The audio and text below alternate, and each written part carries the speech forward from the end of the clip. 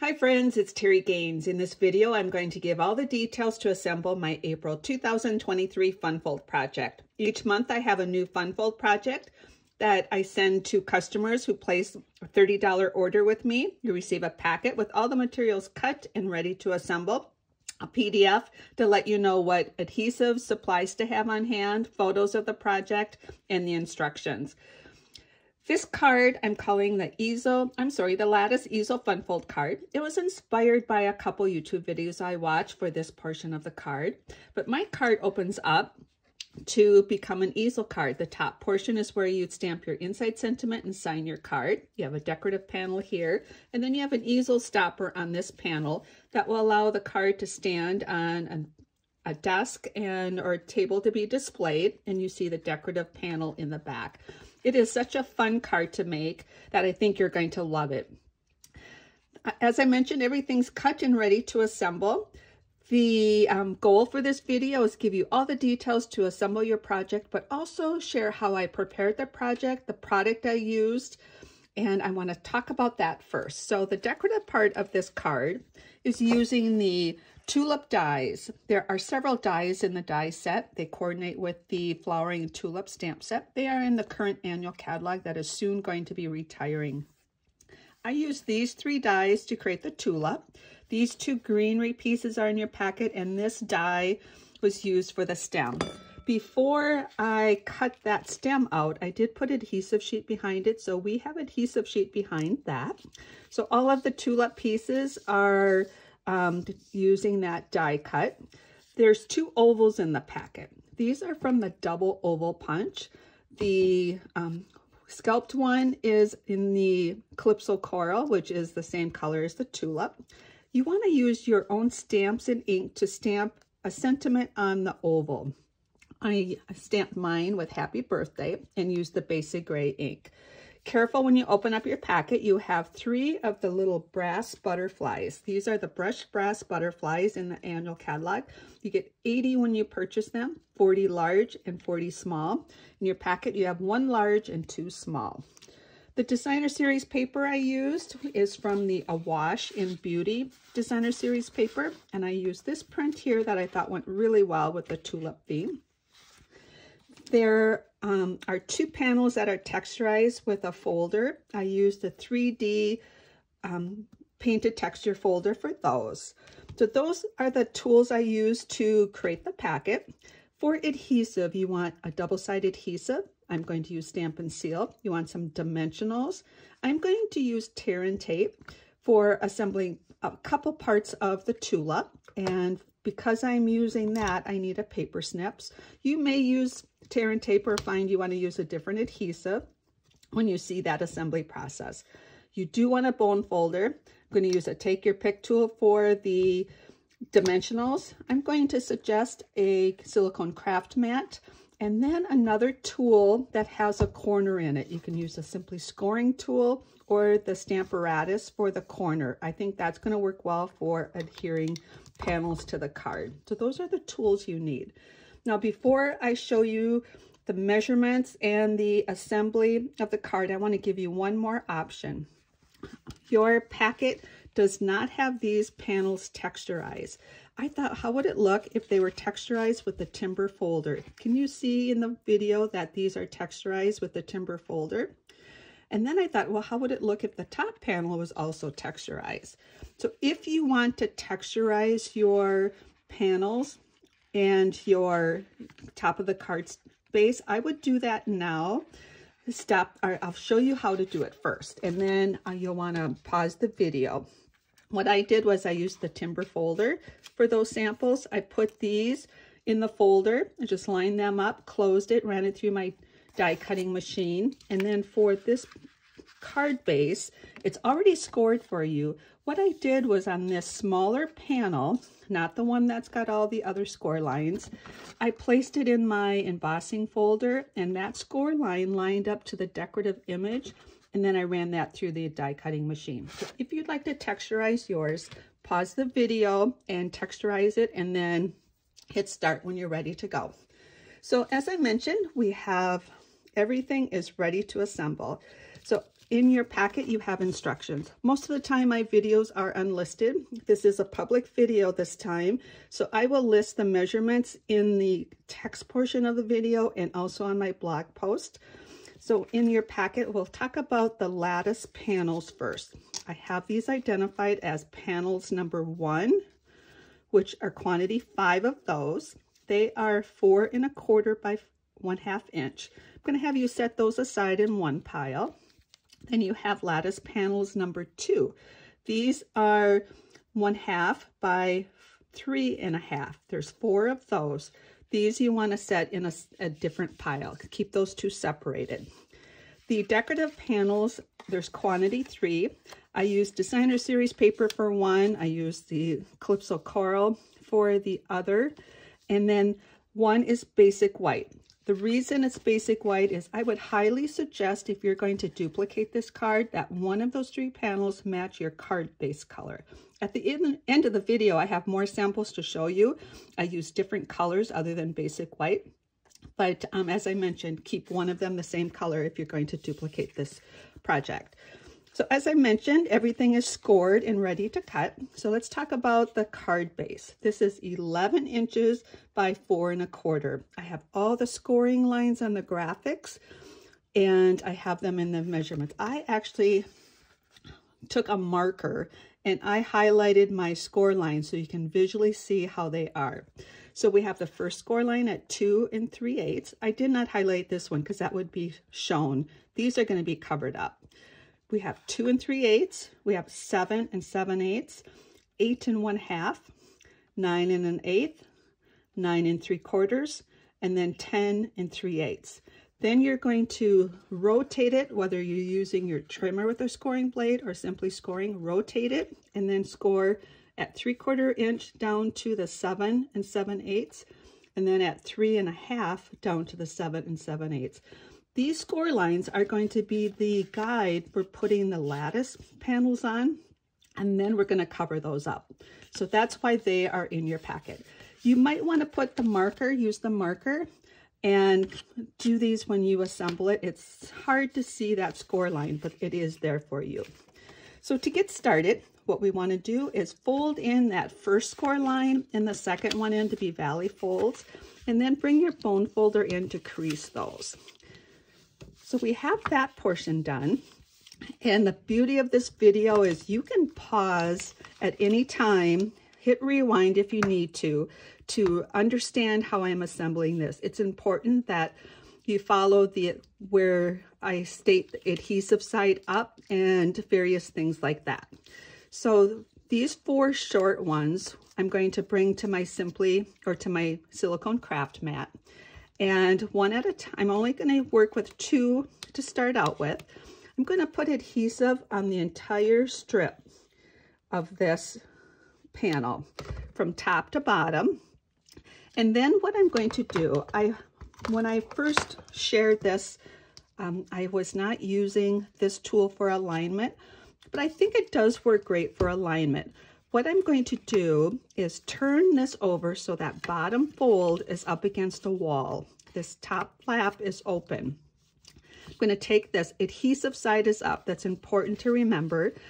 And push this up to the wall and then push this end up to the wall and place it on the inside of the score line. Bring this panel down and attach that. Adhesive side is up, so it's only attaching right here. And then we're going to repeat that for this panel. So put your adhesive on the entire strip and then place it on the inside of this score line. And it does get a little challenging because you want to push this up against the wall. If you let go of the card base, it may not be even on the bottom. Line that up to the score line, bring this down and apply some pressure there. So now we have those 2 pieces and adhesive side up. So we have that part on. Now what we're going to do is leave these 2 alone and pick up one of these.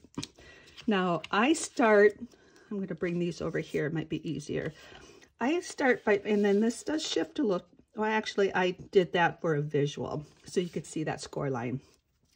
Now, I'm going to put the first one on the bottom. I want it flush to the bottom and flush to this corner. So I'm going to use my Simply Scoring tool to push the card base up to the corner. I've got it all the way in the corner. I'm going to hold on to it. If I let go of it, it's going to move away. I'm going to take this panel, put it up to the corner, lifting it above the adhesive, and then letting it drop down and drop down.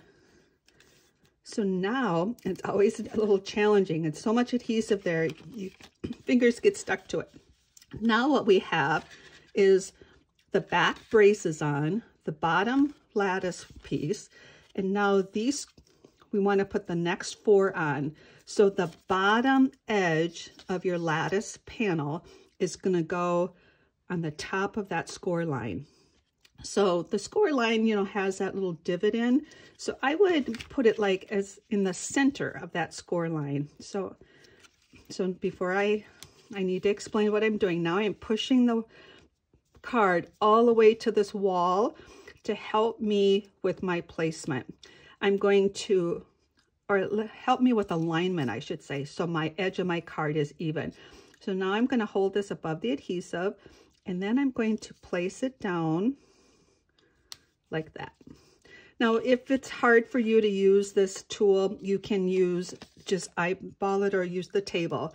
But I'm using that to keep this even. And if all the panels are cut even, it'll be even on this side. So I have the second from the bottom one on. Now I'm going to take the next one and put that right at that score line. So it's the bottom of your panel is going to be placed on the score line. And I've got a little disadvantage because of my view with the camera, but I'm hoping you can see what I'm doing here. I'm trying to keep that line a little visible so you can see how this is done. Then you take the next one, place that one down, and then the last one, I'm going to use that as a guide. But if I have a little extra space on the top or bottom, you can really, now you can just center that. So you have equal spacing on the top of this panel and the bottom, and put that on. Now we have all 5 of those on, and we have, we're going to cover this up so nobody's going to even know that we did that. Now we want to cover up this exposed adhesive with these pieces. So I hope that all made sense. Take advantage of that pause button and that rewind so you can be successful with your card. So now what I'm doing is I'm going to rotate the card and push this end up to the wall again.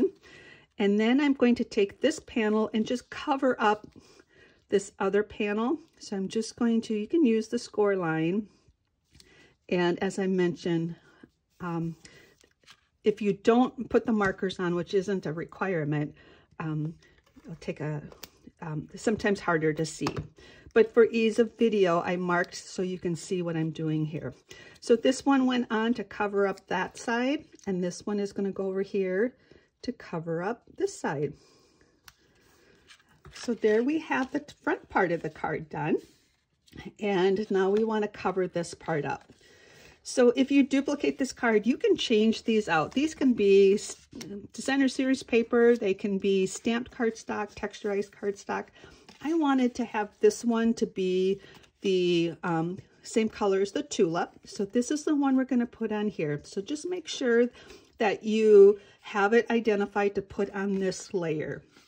Now I'm going to use the corner again for alignment. I'm going to place this down on the Stamparatus and push the card base to the corner, put adhesive on the back of this, and then place that down. At least this side and that side will be even, and if I cut your packet right, it'll be flush on the other side. If it is off a little bit, I apologize if it's too short. If it's too long, you can always take it to a paper trimmer and trim it. So now I'm going to hold this to the corner. You can't let go of it because it will slide. Hold this up so my adhesive doesn't touch. Put it all the way to this wall, all the way to that wall. Drop it into place. And with success, I've got even on that side and even there. So I've got that panel on. So now we've covered up those score lines and no one's going to even know they were there. This one is this side, we want to make sure we use the same color as your card base. So this is the basic white. So when I put this in, these are the two corners I had flush to the wall. I'm going to take this and rotate it this way and have these two, and these two are the flush. So if I take this and rotate it this way, these two are flush again. I'm going to put that in the corner like that and put adhesive on the back of this piece. And then we're going to cover up the score lines on this side of the paper. So put your adhesive on the back of this, hold on to this, push it to the corner, put this up against the wall, that up against the wall, and let it fall into place.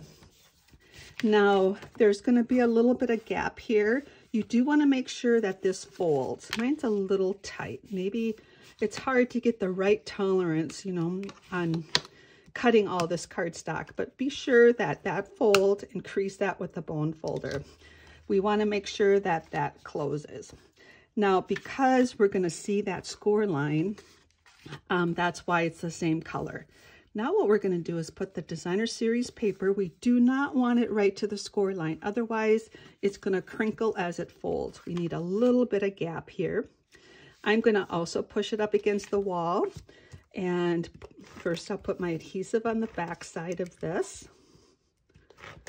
And so now we're going to push that up to the wall. Again, you don't want to let go of it. Put this up against the wall, hold it so adhesive doesn't touch, and then I'm going to leave a little bit of a gap there. Hopefully you can see that on the video, so it bends and this paper doesn't crinkle. If you try to cover up that gap, it's going to create a wrinkle spot in that paper. So now we have the card base done, and we want to put the stopper on. We are done with these tools. I'm going to move those aside. And what we want to do is bring in the two ovals. So now what you can do is put adhesive on the back of the oval to attach the two ovals together. And we want to use dimensionals to attach the ovals. This is going to be the easel stopper. I would suggest 3. And we definitely don't want 1. And it is going to be the stopper, so I think 3 would be great. What we want to do is put this equal spacing on the two sides, but close to the edge. And I'll explain that in a moment. Close to the edge, because it's going to stop the card. If we put it back too far, we don't have very much of an easel tent. We need it to be a bit of a tent so it will stand. So that is where you want to locate this. This is where you would stamp the inside of the card. You can do that at any time. And then we're going to decorate the front of the card. Here are all the pieces for the tulip and the flowers. So everybody who owns the tulip dies probably assembles them different. I'm going to share how I assemble them. And I will share that I like using the dimensionals. You do need a bone folder. And we'll start with these 3 tulip pieces. I'm gonna get these ready to assemble before I put everything else on. So how I assemble these 3, this one has a little line here. You fold that in half. So the 2 smaller petals come to the front. I'm gonna put a dimensional behind this piece. So what I'm gonna do is create a cavity in the back of it so the dimensional can kind of hide back there. Be careful you don't tear this piece. It's very fragile. So I'm going to just create a little cavity in the back of this tulip piece. And then I'm going to put a dimensional behind there. I'm not taking the back off yet. So I'm just going to place that right here. You want to kind of hide it, so you want to put it right there. Now I also want to add some text or some dimension to the front. So I'm going to take the top of this one and the top of that one and turn them down. So I'm going to just take my bone folder and just curve those down a little bit so they come towards the front. And then I'm going to set this one aside. Then I'm going to take the one that has, it kind of looks like a V. I'm going to put this on with a dimensional also. So I'm going to create a cavity behind it by taking the bone folder and just burnishing the cardstock to create a little cavity back there. I'm going to put one dimensional behind that. And now I'm also going to take the tops and bring them forward. I'm just going to use the bone folder and just bring those forward a little bit. This one is ready to attach to this piece. So I'm going to take the backing off, just this piece, and then I'll bring it closer to the camera. I'm going to attach the curved part of the bottom to the curve of that. So that's how I attach those two together. Now I'm going to put this one on. This one I also want to attach with a dimensional, so I'm going to create a cavity in the back. So just take the bone folder and score that down, or crease it down. Put a dimensional in the back. And then before I attach it, I'm going to take the tip of that and just bend that forward a little bit. This all adds dimension to your tulip. And then attach that to this one, so it kind of covers up that V opening. Now we're ready to close the tulip.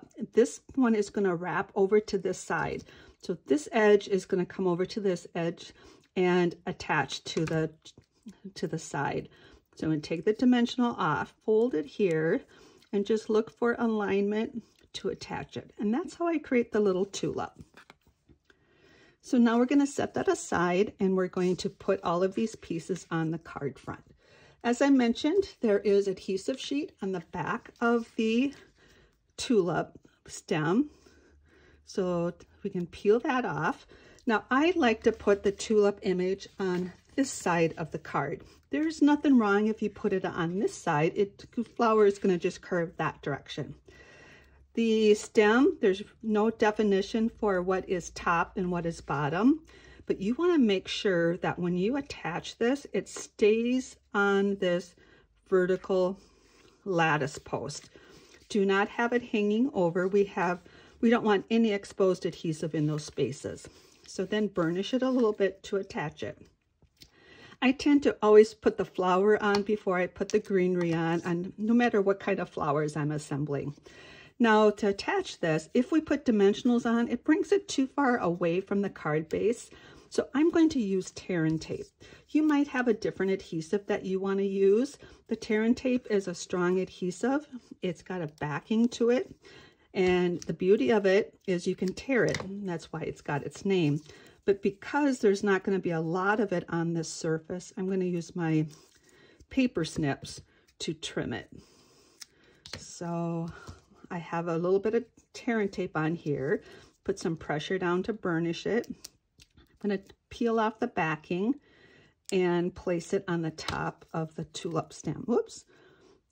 And then I'm going to place it right here. And then I've got the tulip on. Now, the two greenery pieces, gets to be a personal decision how you want to attach these. Do you want the curved ends up or the pointed ends up, or one of each? I like to have, for the large one, I like the pointed end up, and I like the curved end up on the smaller one. I attach them like this. So, but I also want to make sure that you realize that we can only attach them to this vertical lattice post. So we want to make sure whatever adhesive we put on stays in that location. So what I'm going to do is put the small one on first, on the tip part of it. I'm going to take and just put a little dab of tear and tape. You can bring back your silicone mat and use your other adhesives, or if you use liquid glue, you can use different adhesives.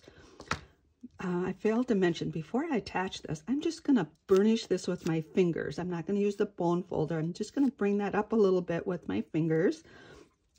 And to give some dimension, make sure the adhesive is all rolled back to the back.